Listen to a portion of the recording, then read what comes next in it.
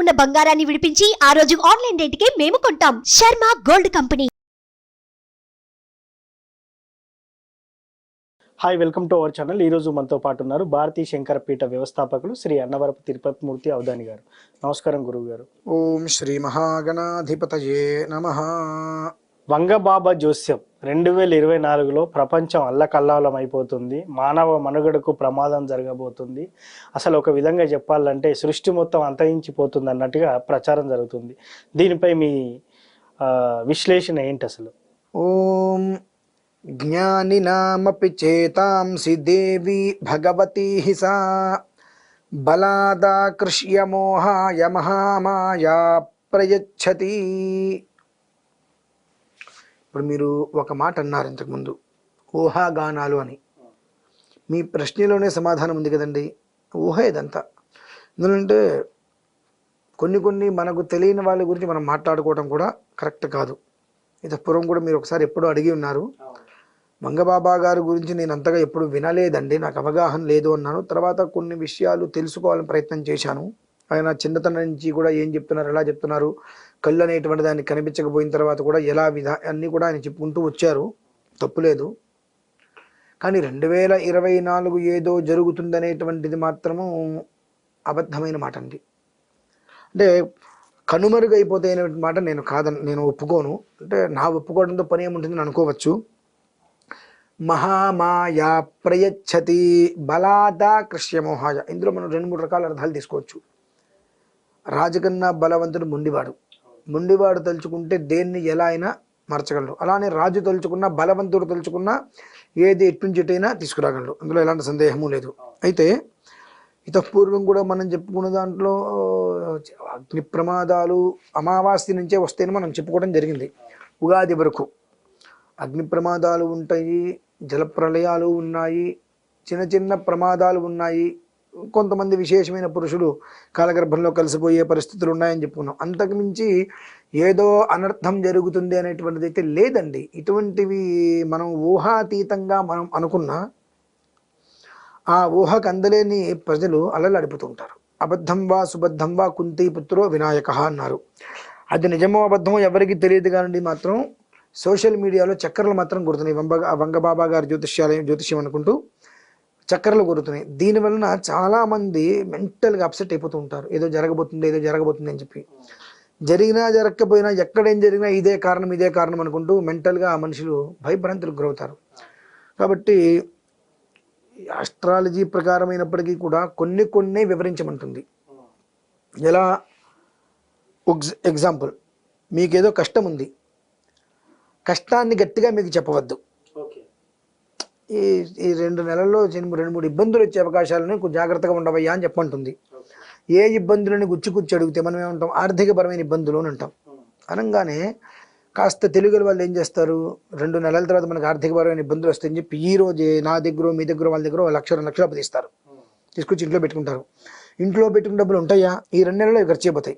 2 నెలల తర్వాత ఏమవుతుంది, డబ్బులు ఇచ్చినవాడు నాకు డబ్బులు అంటుంటాడు. వీడి ఇంట్లో చూస్తే 2,00,000 రూపాయలు ఉండవు.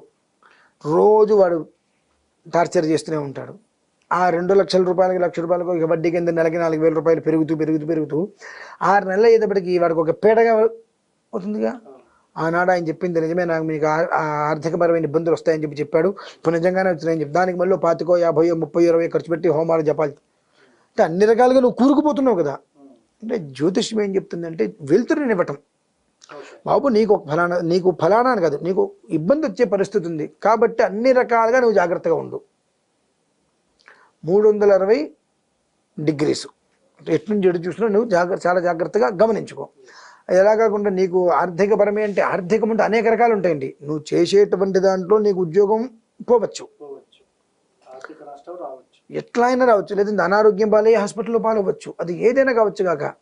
సో అందుకనంటే నీకు 2-3 రకాలుగా సమస్యలు వచ్చే అవకాశం ఎక్కువగా ఉన్నది కనుక నువ్వు జాగ్రత్తగా ఉండవయ్యా అంటే అవి ఏంటో తెలియదు కాబట్టి అతను ప్రతి విషయంలోనూ కూడా జాగ్రత్తగా ఉండడానికి ప్రయత్నం చేస్తాడు.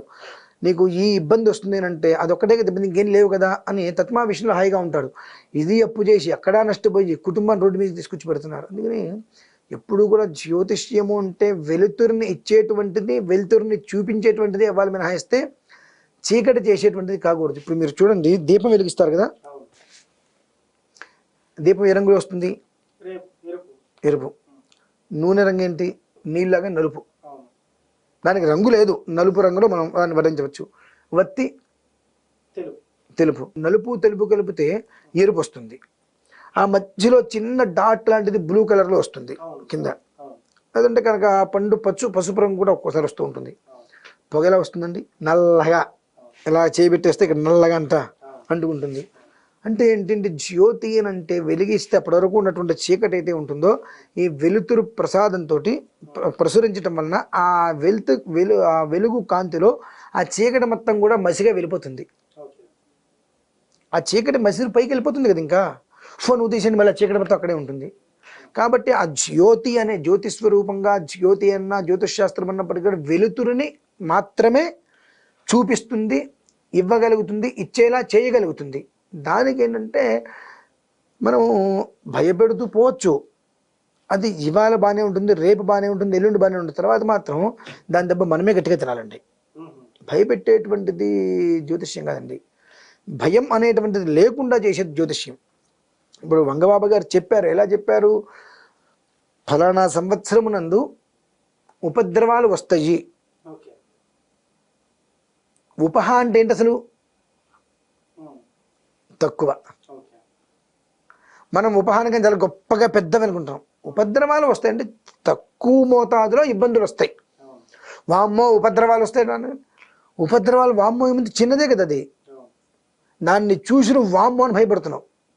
నీ మెదడులో అది పెద్దదిగా ఉంది, కానీ ఉపద్రవం అంటే చాలా చిన్నది వస్తుంది, ఇబ్బందులు వస్తాయి. ఆ చిన్న ఇబ్బందిని మనం ఎదుర్కోగలిగిందే కదా అది. సో అది మనం తీసుకునే విధానాన్ని అనుసరించి ఉంటుందండి ఎప్పుడు కూడా. చెప్పిన దాని ప్రకారం వచ్చేటువంటి ఇబ్బందులు ఉన్నాయి. అవి ఎట్లా వస్తాయి? ఉల్కాపాతాల్లాగా అగ్ని ప్రమాదాలు, జల ప్రళయాలు. ఆల్రెడీ అమావాస్య నుంచి అనుకున్నాం. అది 1 by 1 నిన్న మొన్న కూడా అగ్ని ప్రమాదాలు మనం తీసుకున్నాం. ఈ చిన్న జల ప్రళయాలు ఇటువంటి ప్రమాదాలు మినహాయిస్తే ఏదో విపత్తు వచ్చి మీద పడుతుంది, వెన్నువిరిగి మీద పడుతుంది, ప్రమాదాలు వస్తాయి, మొత్తం నాశనం అయిపోతుంది అనేటువంటి మాట ఎక్కడా కూడా ఆయన చేర్చబడలేదు. కాబట్టి దాన్ని పట్టుకొని మనం ఏదో జరుగుతుందని ఊహాగానంలో విన్నారు, ఊహా చిత్రం అని చెప్పి. ఇదంతా ఇక్కడ ఊహా చిత్రంలో బ్రతికేటువంటిది. కాబట్టి ఆ ఊహను వదిలేసి ప్రశాంతంగా ఉండవచ్చు. చిన్న చిన్నవి అవన్నీ రాకుండా ఎప్పుడూ ఉండవు. రోజు ఎక్కడొక్కడ ఏదో ఒక ప్రమాదం జరుగుతుంది. అవి ఆ ప్రమాదానికి కాస్త విశేషంగా అగ్ని ప్రమాదాలు ఒకటి చోట పేలిందనో ఇంకోటనో దానివల్ల 10 మంది ఇబ్బంది పడ్డారనో అటువంటిది మనం చెప్పుకోదగ్గవి. నార్మల్ నిత్య జీవితంలో ఎక్కడొక్కడ ఏది జరగకుండా రోజు అనేటువంటిది గడవట్ల. ఈ కంచి విజయవాడ వెళ్ళేటప్పటికి విజయవంతి ఎక్కడొక్కడ ఏదో ఒకటి మనం చూస్తూనే ఉంటాం. రోజు మొత్తం మీద ఎక్కడో 2 ప్రమాదాలు. ఇవి జరగకుండా ఎప్పుడు ఎవరు జరగకుండా ఉండవు. పెను ప్రమాదాలు, పెద్ద యాక్సిడెంట్ లాంటిది జరిగి ఒక 15-20 మందికి దెబ్బ తగలటం, లేదంటే అగ్ని ప్రమాదాలను సంభవించి భారీగా నష్టపోవటం, జలప్రలయం నుంచి ఊర్లో మునిగిపోయినట్టుగా అటువంటివి ఏదైనా వస్తే మనం పరిగణలోకి తీసుకోవాలి. అమావాస్య తర్వాత వస్తుందంటే మనం కొంతమంది ఏదో అనుకున్నారు, ప్రారంభమైంది అమావాస్య తర్వాత మనకి ఎన్ని చూసాం, మనమే చూసాం కదా ఎలా వచ్చినాయి ఇవన్నీ. అటువంటివి ఆ రకంగా వస్తే మినహాయిస్తే ఏదో విరిగి మీద పెడుతుంది, ప్రపంచానికి ఏదో నష్టం కలుగుతుంది అనేటువంటిది వారైతే ప్రత్యేకంగా చెప్పింది లేదు. దాన్ని మనం దాన్ని అంత చేస్తాం కాబట్టి ఇదిగో పులి అంటే అదిగో తోక అంటాం మనకు అలవాటు. ఆ విధానాన్ని అనుసరించి మనం సృష్టిస్తుంది మినహాయిస్తే అంత భయపడేటువంటి స్థితి ఇది. నార్మల్గా ఉపద్రవాలు అనేటువంటిది ఒక స్థితిలో వచ్చేవి మినహాయిస్తే దీనివల్ల మానవాళికి మనుగడ అనేటువంటిది అయితే ఖచ్చితంగా లేదనే మాట అబద్ధం. వంగబాబా గారి జ్యోతిష్యంలో వాస్తవం లేదు అన్నట్ల ఆయన చెప్పినటువంటి దాన్ని మన వాళ్ళు ఊహించుకొని పెద్ద చేస్తున్నారు కాబట్టి అంత ఊహించుకోవాల్సిన అవసరం లేదు అంటున్నా. చూశారు కదా, ఇది వాటి కార్యక్రమం. మరో కార్యక్రమంలో మళ్ళీ కలుద్దాం. Thank you. సుమన్ టీవీలో మీ పర్సనల్ అండ్ బిజినెస్ ప్రమోషన్స్ కోసం కింది నెంబర్కి కాంటాక్ట్ చేయండి.